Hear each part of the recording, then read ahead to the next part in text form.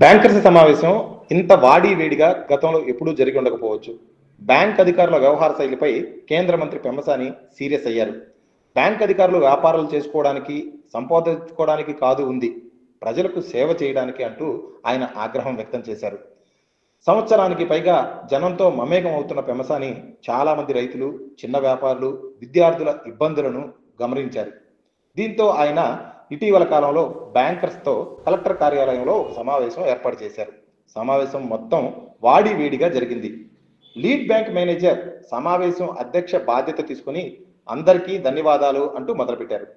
వెంటనే పెమ్మసాని మాట్లాడుతూ, ధన్యవాదాలు ఏం వద్దు, స్ట్రైట్గా పాయింట్కి రండి.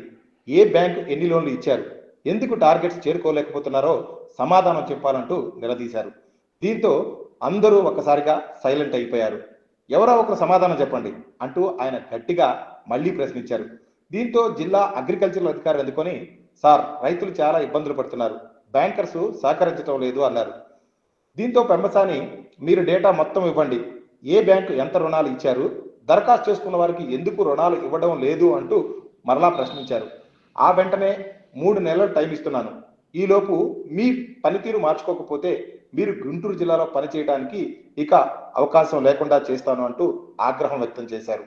రైతులకు, విద్యార్థులకు, చిన్న వ్యాపారులకు, పేదవారికి సబ్సిడీ లోన్లు అందివ్వాల్సిందే, అలా కాకుండా రూల్స్ పేరుతోనో ఇబ్బంది పెడితే ఖచ్చితంగా చర్యలు ఉంటాయి, అర్థం చేసుకుని పని చేయండి అంటూ ఆయన ఆగ్రహం వ్యక్తం చేశారు. పెమ్మసాని బ్యాంకర్స్ సమావేశంలో ప్రస్తావించిన అంశాలు, అధికారులను మందలించిన తీరు, పేదల పక్షాన ఆయన నిలబడిన విధానంపై ప్రశంసల జల్లు కురుస్తుంది.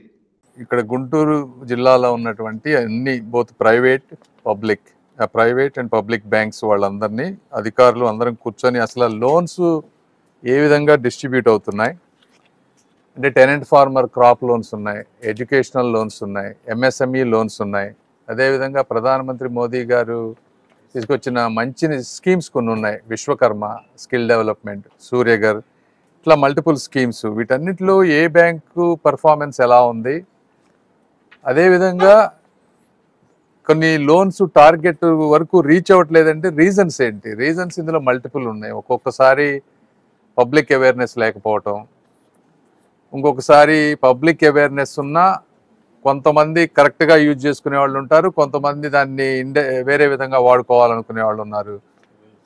సివిల్ స్కోర్ కానీ, అదేవిధంగా బ్యాంక్స్కి టెక్నాలజీ పరంగా వాళ్ళకు వచ్చే అప్లికేషన్స్, వాళ్ళకు వచ్చేటువంటి డేటా సింకింగ్, ఇవన్నీ ఏమేమి ఇష్యూస్ ఉన్నాయని 1 by 1 అన్నీ రివ్యూ చేసుకున్నాం. ఇందులో ఇప్పుడు సపోజ్ క్రాప్ లోన్స్ చూస్తే ఈ ఏరియాలో ఫస్ట్ క్వార్టర్లో ఓన్లీ 22.67% ఇవ్వగలిగారు వీళ్ళు. ఎందుకు ఇవ్వలేకపోతున్నారు? ఎడ్యుకేషన్ లోన్స్ వస్తే కొన్ని బ్యాంక్స్లో అయితే 8.2% ఉంది. ఇట్లా డిఫరెంట్ ప్రాబ్లమ్స్ ఉన్నాయి మనకి. కొంతమంది కౌలు రైతుల దగ్గరికి వచ్చేటప్పటికి మెయిన్ ఓనర్స్ లోన్ తీసుకున్నారు కాబట్టి ఇవ్వలేమన్నారు. కానీ డేటా తీసుకుంటే దాదాపుగా 21,000 ఇవన్నీ కార్డ్స్ ఉన్న వాళ్ళు కూడా, కౌలు రైతులు కార్డ్స్ ఉన్నా కూడా వాళ్ళకి కూడా లోన్లు అవ్వలేదు. సో వాళ్ళకి ఎందుకు అవ్వట్లేదు? ఇవన్నీ మేము డిస్కస్ చేసాం ఈ రోజున. దీన్ని మెయిన్ ఉద్దేశం ఏంటంటే, బ్యాంకర్స్ కూడా కొంతమంది కొన్ని స్కీమ్స్లో బాగా చేస్తున్నారు, కొంతమంది కొన్ని స్కీమ్స్లో సరిగ్గా చేయటం లేదు. వాళ్ళకుండే కన్సర్న్స్ వాళ్ళకు ఉన్నాయి, క్రెడిట్ రికవరీ. బట్ ఓవరాల్గా చెప్పగలిగేది ఏంటంటే, ఇండియాలో 60 to 70% రూరల్ సెక్టారు, పూర్ పీపుల్లోనే ఎక్కువ ఉన్నటువంటివి. గౌరవ ప్రధానమంత్రి గారు కానీ, ముఖ్యమంత్రి గారు కానీ కొన్ని స్కీమ్స్ పెట్టారంటే అవి ఎన్నో ఆలోచించి బాటమ్ అప్ని పైకి తీసుకొచ్చే విధంగా, బాటమ్ పీపుల్ని పైకి తీసుకొచ్చే విధంగా పెట్టినటువంటి స్కీమ్స్ను. ఇవి ఇంప్లిమెంటేషన్ కరెక్ట్గా అవ్వకపోవటం వల్ల ఫెయిల్ అవ్వకూడదు అనేటువంటి ముఖ్య ఉద్దేశం. ఇందులో కొంత క్రెడిట్ రికవరీ ఉండకపోవచ్చు బ్యాంకులకు కూడా, కానీ that is the opportunity cost. This is the సొసైటీకి. మనం ఈ పబ్లిక్ సెక్టర్ బ్యాంక్స్ అన్నీ కూడా కేవలం లాభాపేక్షతో చేసేటువంటివి కాదు. ఎందుకంటే ఇప్పుడు సిటీల్లో చాలామంది రెగ్యులర్గా లోన్లన్నీ పే చేస్తారు. రైతులు వీళ్ళు కొంతమంది, వాళ్ళకి క్రాప్ లాస్ ఉన్నప్పుడు కొంతమంది కట్టలేకపోవచ్చు. ఆ బేసిస్ మీద లోన్స్ క్యాన్సిల్ ఇవ్వకుండా ఉండడం అనేది కరెక్ట్ కాదు.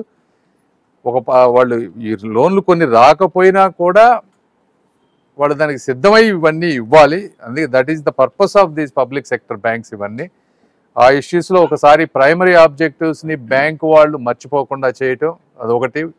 రెండు, పబ్లిక్ అవేర్నెస్ బాగా హెవీగా క్రియేట్ చేసి లీడ్ బ్యాంకర్స్ ఎవరైతే ఉన్నారో విలేజ్ టు విలేజ్ వెళ్ళి ఈ గవర్నమెంట్ స్కీమ్స్ అన్ని ఎడ్యుకేట్ చేయటం. మూడోది, ప్రాపర్గా స్కిల్ డెవలప్మెంట్ తీసుకొని ఆ స్కిల్ని సక్రమ మార్గంలో ఎలా ఉపయోగించుకునే విధంగా కొంత చేయటం.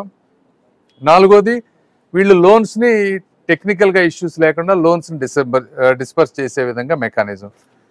ఇప్పుడు అంటే ఇందులో కొన్ని బ్యాంక్స్ పర్ఫార్మెన్స్ మరీ వీక్గా ఉన్నాయి కంపేర్ టు అది. అంటే ఆ పేర్లు చెప్పి వాళ్ళని ఎవరిని ఇట్లా చేయాలని కాదు, కానీ బట్ వాళ్ళకి ఒక 3 months టైం ఇచ్చాం. ఈ 3 monthsలో వాళ్ళు ఎక్కడెక్కడ డెఫిషియన్సీస్ ఉన్నాయి ఇవన్నీ వాళ్ళు కరెక్ట్ చేసుకుంటే మాకేం ప్రాబ్లం లేదు. అలాగని కరెక్ట్ చేసుకోకపోతే ఆ బ్యాంక్స్ పేర్లు ఇవన్నీ కూడా పబ్లిక్కి డిస్ప్లే చేయాల్సి వస్తుంది, చేస్తాం కూడా. పబ్లిక్ కూడా డిపాజిట్లు వేసుకునే వాళ్ళు కానీ బ్యాంకులకు బిజినెస్ ఇచ్చేవాళ్ళు కానీ మీరు కూడా ఆలోచించాల్సింది ఏంటంటే ఏ బ్యాంక్ అయినా ఒక కంప్లీట్ హోలిస్టిక్ సోషల్ రెస్పాన్సిబిలిటీ తీసుకోవాలి.